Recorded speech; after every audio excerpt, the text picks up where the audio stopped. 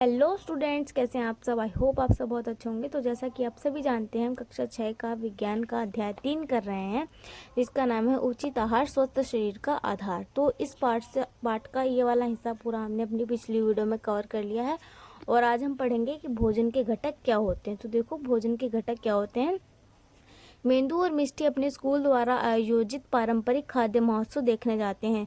महोत्सव का विषय है स्वस्थ आहार स्वस्थ जीवन। मेंदू और मिष्टी दो दोस्त हैं, उनके स्कूल में पारंपरिक खाद्य महोत्सव का आयोजन किया गया है, मेला लगाया गया, जिसमें सभी विद्यार्थियों ने अपने अपने राज्य का पारंपरिक भोजन बना के रखा हुआ है। जैसे कि राजस्थानी आहार का स्टॉल लगाया है, गुजराती आहार का स्टॉल लगाया है, असमिया यानी असम में जो पारंपरिक भोजन खाया जाता है उसका स्टॉल लगाया गया है।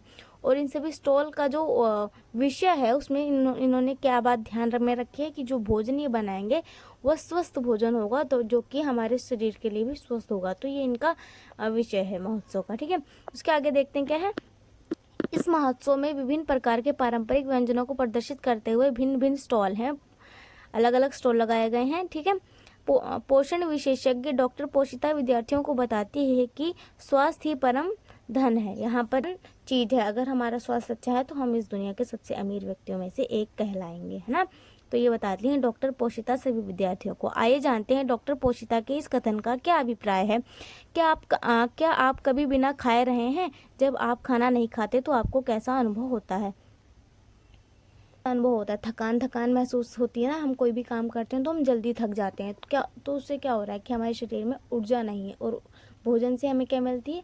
ऊर्जा। तो इसका मतलब ये हुआ, जब हम भोजन नहीं खाते हैं तो हमारे शरीर में ऊर्जा नहीं होती है, इसलिए हमें थका थका महसूस होता है। आगे देखो, जब हम कुछ समय तक भोजन नहीं करते तो हम थका हुआ और कम ऊर्जावान, यानी कि एनर्जी तो होती है हमारे शरीर में, लेकिन जल्दी थक जाते हैं, उतनी एनर्जी नहीं होती, अनुभव करते हैं। आपके अनुसार एक मैराथन धावक, यानी जो लंबी लंबी दौड़ने वाले लोग होते हैं, वो दौड़ के समय या उसके बाद ग्लूकोज युक्त पानी क्यों पीते हैं? जो लंबी लंबी दौड़ करने वाले व्यक्ति होते हैं वो दौड़ करने से पहले और दौड़ करने के तुरंत बाद ग्लूकोज युक्त पानी, ऐसा पानी क्यों पीते हैं जिसमें ग्लूकोज मिला होता है? वह जैसे आप लोग गर्मियों में पीते हो ना ग्लूकोन डी, वो घोल मिला के पानी में, रसना वगैरह। तो ऐसा क्या होता है जिसमें कि वो लोग दौड़ करने से पहले और दौड़ करने के बाद वो पानी पीते हैं? तो देखो, ग्लूकोज शरीर को तुरंत ऊर्जा प्रदान करता है। ग्लूकोज कार्बोहाइड्रेट का एक उदाहरण है। ग्लूकोज कार्बोहाइड्रेट का उदाहरण है। कार्बोहाइड्रेट हमारे आहार में ऊर्जा के प्राथमिक स्रोतों में से एक है। विभिन्न प्रकार के अनाज जैसे कि गेहूं, चावल, मक्का, साग सब्जी, आलू और शकरकंद तथा अनेक फल जैसे केला, अनानास और आम में कार्बोहाइड्रेट प्रचुर मात्रा में होते हैं। तो ग्लूकोज भी एक कार्बोहाइड्रेट का ही एक घटक है, जो कि हमें तुरंत ऊर्जा प्रदान करने में सहायता करता है। और कार्बोहाइड्रेट हमारे शरीर के लिए बहुत ज़्यादा। तो यहाँ पर कुछ चीज़ों के चित्र दिए हुए हैं आपको, जिनसे हमें कार्बोहाइड्रेट प्राप्त होता है, जैसे कि शकरकंद, गेहूं, चावल, मक्का, आलू, गन्ना, केला, अनानास, आम, मक्का। ये सभी कार्बोहाइड्रेट समृद्ध आहार हैं, यानी इन सभी चीज़ों में कार्बोहाइड्रेट अच्छी मात्रा में पाया जाता है। उसके बाद चलते हैं कि आप जानते हैं कि सामान्य चीनी भी एक प्रकार का कार्बोहाइड्रेट है। जो चीनी हम घर पे खाते हैं सफ़ेद कलर की, वो भी एक प्रकार का कार्बोहाइड्रेट है तथा हमें ऊर्जा देने में सहायता करती है ना। आपके विचार से सर्दियों में पारंपरिक आहार के रूप में हम लड्डू खाना क्यों पसंद करते हैं? तो ये लड़का बताता है कि हाँ, मेरी दादी ने ही मुझे बताया था कि घी और मेवे से भरपूर लड्डू हमारे शरीर को गर्म रखने के लिए ऊर्जा प्रदान करते हैं। हमें सर्दी में हमें आवश्यकता होती है ना कि हमारा शरीर गर्म रहे, ताकि हम सर्दी से बचे रहें। तो हम ऐसा भोजन खाते हैं जिससे हमें ऊर्जा मिले। तो लड्डुओं में होता है बहुत सारा वसा और बहुत सारे मेवे, और वो वसा हमारे शरीर को ऊर्जा प्रदान करने में सहायता करती है, इसलिए हम सर्दियों में पारंपरिक रूप से लड्डू खाते हैं, है ना। लड्डू की मुख्य सामग्री बेसन, आटा, घी, गुड़, चीनी, गोंद, अनेक प्रकार के मेवे, घी और विभिन्न प्रकार के तेलों को एक अन्य प्रकार के खाद्य घटक के समूह में रखा जाता है, जिसे वसा कहते हैं।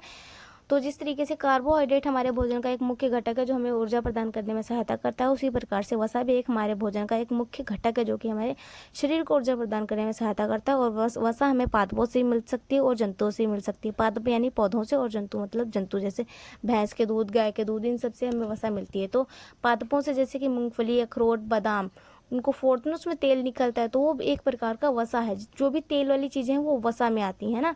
उसका जैसे कद्दू के बीज, सूरजमुखी और सरसों के जो बीज होते हैं, सरसों का तेल निकलता है, सूरजमुखी का तेल निकलता है, कद्दू के बीजों से भी तेल निकाला जाता है। तो ये भी सभी एक प्रकार की वसाएं हैं और जंतु से मिलने वाली वसा जैसे घी, बटर, ये सब मैंने आपको बता दिया। यहाँ पर आपको कुछ चीज़ें दी हुई हैं जिनसे आपको वसा प्राप्त होती है, जैसे कि मक्खन, पिस्ता, सूरजमुखी के बीज, अखरोट, मूंगफली, सोयाबीन, तिल, काजू, बादाम, दही। ठीक है, आप इनको अच्छे से पढ़ सकते हो और याद कर लेना ये सारे। ठीक है, उसके बाद है कार्बोहाइड्रेट और वसा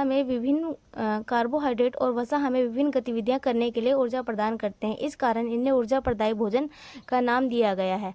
जो कार्बोहाइड्रेट है तथा हमारे शरीर में वसा ऊर्जा का एक संग्रहित स्रोत है, यानी कि वसा जो है हमारे शरीर का किसी न किसी भाग में इकट्ठी रहती है और जब भी हमें ऊर्जा की आवश्यकता होती है तो वो इकट्ठी हुई वसा से हमें ऊर्जा प्राप्त होती है, जो वसा हमारे शरीर में इकट्ठी हो रखी होती है। उसके बाद हम उदाहरण पढ़ते हैं ध्रुवीय भालू का। ध्रुवीय भालू की त्वचा के नीचे बहुत अधिक वसा एकत्रित होती है। यह वसा ऊर्जा स्रोत के रूप में कार्य करती है।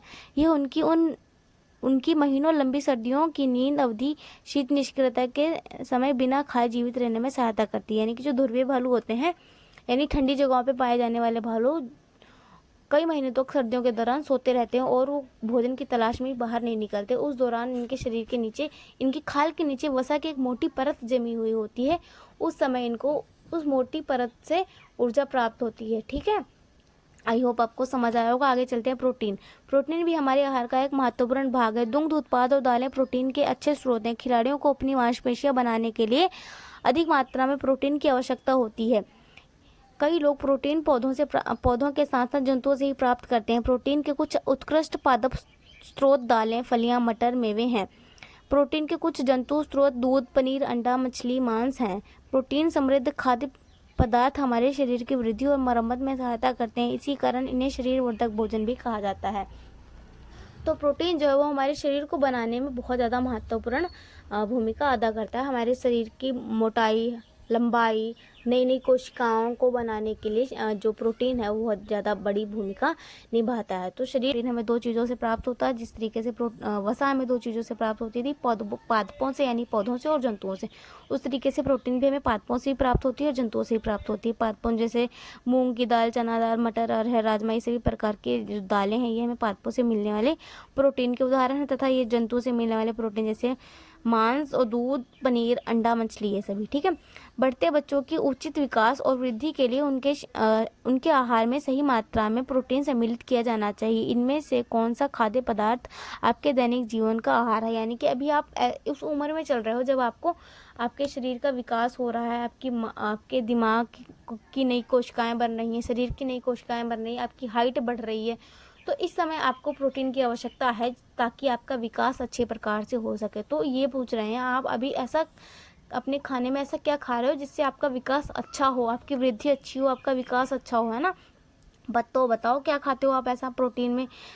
अंडा खाते हो, दाल खाते हो, क्या खाते हो वो बताना है आपको। ठीक है, क्या आपने कभी छत्रक या मशरूम देखे? अधिकतर अंधेरे और नमी वाले क्षेत्रों में उगते हैं। खाद्य मशरूम प्रोटीन का एक अच्छा स्रोत है।